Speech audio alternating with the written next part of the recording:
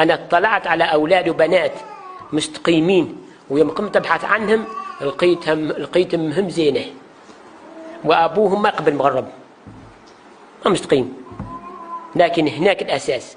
ورأينا أولاد وبنات منحرفين وآبائهم يعني علماء وأخيار، لكن لقينا الخيانة من البيت، ما حيتكلم البيت.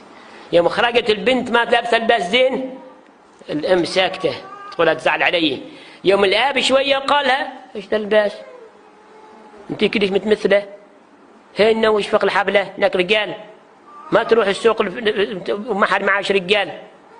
تقحمل الأم كما شيطان رجيم.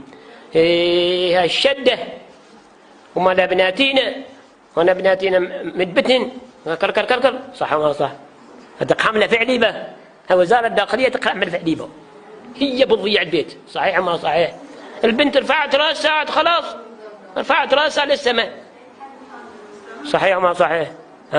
هذا هو الضياع، مهنة الضياع. أما إذا كان الأم حتى تشوف الأب ما يتكلم، أي بنت هذا الباس ما رضات تخرج من بيت، هذه تصبيغة دريتها باكر قلعلش عيونش، ما أرضى تروح مكان الفلاني بوحدش، ما أرضى.